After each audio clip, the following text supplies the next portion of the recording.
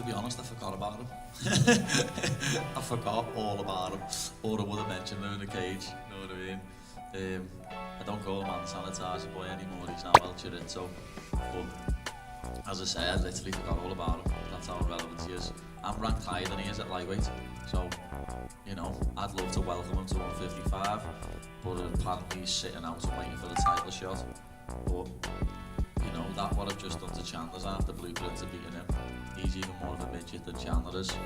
Like, I'll do the exact same thing to Ilya than what I've done to Chandler. Dana White has confirmed that Arman Tsarukyan will not be getting a title shot anytime soon after withdrawing from UFC 311 due to a back injury. Despite this, Tsarukyan was supposed to face Islam Makhachev for the lightweight title, but had to pull out just one day before the event. As a result, Renato Moicano stepped in, and Makhachev successfully defended his belt. Arman Tsarukyan, what do you do with him at this point? I mean, do you automatically rebook him in the next title fight? Do you go back to the drawing board? No. Yeah, he's going back to the drawing board. I don't want anybody to ever fight hurt, ever. You know, we've been in these positions before. Went down there with the doctor. Went down there with Heather from the PI, who is, you can ask any fighter or anybody else, she's the best in the world. And you know, you miss opportunities sometimes, and he did. So we'll see how this plays out for him next year. You feel like he could have competed? You feel like he could have competed tonight? I have no idea. I don't know that. Only he knows that. White made it clear that Tsarukyan missed a major opportunity and will now have to fight his way back into contention. Although Tsarukyan previously earned a title shot by narrowly defeating Charles Oliveira at UFC 300, his withdrawal and earlier decision to turn down a fight at UFC 302 have impacted his standing in the division. So that's clear, he will not fight Islam anymore. Dustin Poirier, one of the most respected and beloved figures in MMA, has officially announced that his next fight will be his last. After years of thrilling wars, memorable moments, and unwavering grit, Poirier is ready to close the curtain on an extraordinary career. In the moment, I felt like this might be it. This is it. That's why I kind of spoke to Joe. I didn't officially announce my retirement, but I felt like this was it. You know, I came short of another title fight. I'm never going to get another title fight. You know, I would have to win 10 in a row probably to get another one. And I don't think I have it in me to go through what it's going to take to get another one. You know, I've been doing this a long time. And I got back home, healed my injuries. My knee was banged up. I went into the fight with busted ribs, so that had to heal. And then obviously the nose was crushed and broken in 5 places. Moreover, Dustin Poirier proposed putting Ilia Topuria up against Islam Makhachev, giving Paddy Pimblett a fight with Dan Hooker, and matching Justin Gaethje with either Arman Tsarukyan or Mateusz Gamrot. His aim is to keep the division moving forward with fresh and competitive fights. Put him in there with Islam, let Paddy and Hooker fight, give Gaethje Arman or Gamrot or something like that, keep the division moving. Meanwhile, more sharks in the water want to snatch the belt from the Dagestani fighter Islam Makhachev. From Charles Oliveira to Paddy Pimblett, everyone is looking for a chance at the title fight. Dustin Poirier envisions a bright future for Islam Makhachev beyond the lightweight division, particularly at welterweight. He believes that a showdown between Ilia Topuria and Islam Makhachev would be the perfect headliner for International Fight Week, a massive card that would generate a lot of excitement among fans, including himself. In Poirier's view, once Islam takes on Topuria in what would be a blockbuster fight, it's time for him to move up to 170 pounds. Man, your guess is as good as mine. I say do Ilia versus Islam, International Fight Week, huge card, huge fight. Everybody's going to be excited about that. Me as a fan, I'm excited about seeing that. So do that International Fight Week. That's a huge week to set it up and a great fight. And then Islam moves on to 170. Do you think he'll have success at 170? You know him well. Yeah, he's big. He's a good-sized guy, and his skill set is... Moreover, Dustin Poirier sees Islam as a big, strong fighter with a highly refined skill set that can match up with anyone at welterweight. Poirier doesn't think size will be an issue for Makhachev at 170, and he confidently predicts that Islam could very well become the champion in that division too. The highest level to compete with anybody. It's not like he's going to be hugely undersized at 170. There's going to be some guys who are bigger than him for sure, but he's strong and solid. I think he'll fit in good. He'll probably be the champ there. Wow. Okay. You think he can? You think you can get that second title?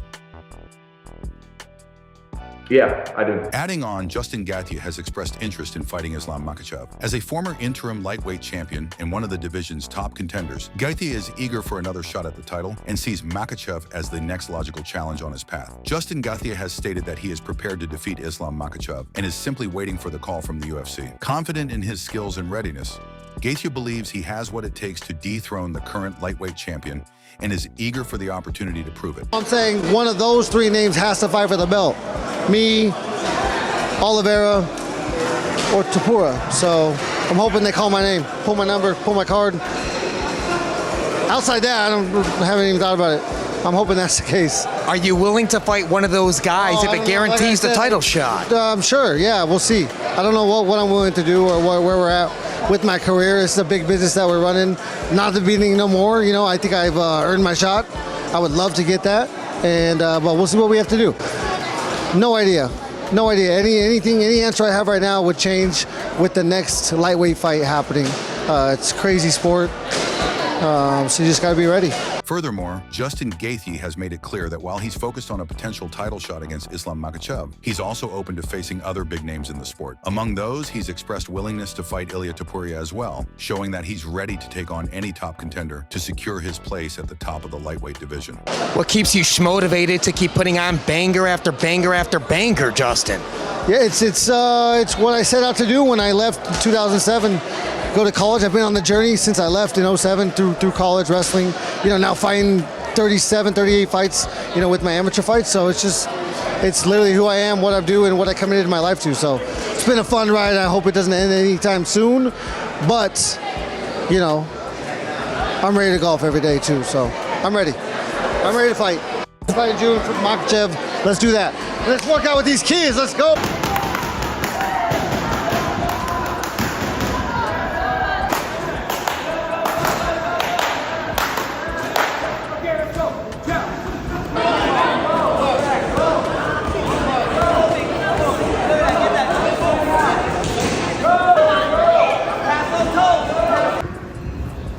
You were going through the ringer right there during class. I loved it. You know, I love, like I said before, I love participating in the class, working with the kids. Yeah, that was awesome. Me and Vitor tried to talk to him at the end, and I think we got through to him. They were asking some really good questions, so. On the other hand, Justin Gaethje shared his thoughts on Ilia Topuria potentially vacating the featherweight title and moving up to lightweight. He said that Ilia is a true fighter, especially given the confidence he's gained from beating top names like Max Holloway and Alexander Volkanovski. Gaethje admitted that confidence is crucial in this sport, and Ilia definitely has it right now. He believes that Ilia's move to lightweight adds even more excitement to what is already the most stacked division in the UFC. I just wanted your thoughts on Ilia Topuria vacating the featherweight title and coming up to lightweight. Do you think he's built for lightweight? Yeah, I think he's a fighter, you know, especially with the confidence that he has right now with those wins over Max and Volkanovski. I think, you know, confidence is the biggest factor when you step in there. You have to believe, you know, in yourself first and foremost. And so, yeah, I think just made the most exciting weight class in this sport a little bit more exciting. Do you obviously, you know, if you go out there and finish physique, there's a good chance that you get the title shot, but do you believe Ilia should get an automatic title shot against Islam? Moreover, when Justin Gaethje asked if Ilia should get an immediate title shot against Islam Makhachev, Gaethje responded that he hasn't really thought about it and that it's not something he can control. Instead of stressing over those decisions, he's focused on what he can handle, like winning his own fights and possibly earning the next title shot by finishing his opponent. I don't know. Haven't thought about it. As all eyes are on Islam Makhachev, who he will fight next, another contender who wants to fight Islam is Mateusz Gamrot. He has expressed his desire to fight Justin Gaethje first. He viewed it as a major opportunity to climb further up the lightweight rankings. At the same time, Gamrot also has his eyes on Islam Makhachev, indicating his ambition to challenge the division's elite and eventually compete for the title. I am big fan Justin Gaethje. You know, I have a lot of respect for him. I think he's the most brutal guy in the lightweight division. This guy fighting 2 times in the title shot, yeah, well, like the gold. And I think this is old school, you know. I am new school, I am new generation. Now I wanna switch the place, you know. I start climbing in the top. Today I a little bit asking with Khabib. Khabib say me, congratulations, you fight. You are a nice guy. For sure in the future you meet with the Islam in fight. So I keep finger crossed for Islam. I think Islam beat Charles Oliveira next fight, and I wanna next fight with Justin and next fighting with Islam. Simple plan. Dustin Poirier suggested that Ilia Topuria should face Islam Makhachev, giving the featherweight champion a chance to move up and challenge the lightweight title holder, and he deserves that. Dan Hooker shows his willingness to fight Paddy Pimblett if the UFC gives him the opportunity. He made it clear that he's open to the matchup and would gladly take the fight if it's offered by the promotion. Kind of stuff like that, and just get down and yeah, like let everyone know what the goal is. It's a pretty tight window, just 1 hour. Do you have any sort of advice for people wanting to come down and meet you guys and, like, you know, making sure they do get that opportunity to meet you guys? Yeah, it's like 1 hour, but I don't know. I don't have anything to do that afternoon. Like, yeah, like as long as it takes, as long as it takes. Like I'm cool. It's not like. Yeah, it's not like walk around thinking I'm a celebrity. Like that. If people want to have a yarn, you come down and have a yarn. We're just normal dudes. If people want to have a yarn, you come down and have a yarn. We're just normal dudes. Just a little bit more broadly, we had a question on social media about the 24 hours following a big fight. Like you've been on both sides of it. You've lost big fights and won big fights. Can you just tell us a little bit about what those 24 hours afterwards are like on both sides of the coin? I guess it like changes each time, like the magnitude. Moreover, the opportunity door is open for Paddy, and he also has a chance to fight Ilia Topuria. Recently, after his victory over Michael Chandler, Paddy has been outspoken about Ilia Topuria's move to lightweight, offering a mix of skepticism and bravado. Despite Topuria's impressive knockout victories over Alexander Volkanovski and Max Holloway, Pimblett remains confident in his own abilities. He has stated that he believes he would defeat Topuria either by striking or submitting him, and has downplayed Topuria's stature by calling him more of a midget than Chandler. I don't call him Sanitizer boy anymore, he's not well so.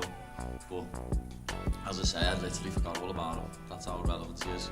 I'm ranked higher than he is at lightweight, so you know I'd love to welcome him to 155, but apparently he's sitting out and waiting for the title shot.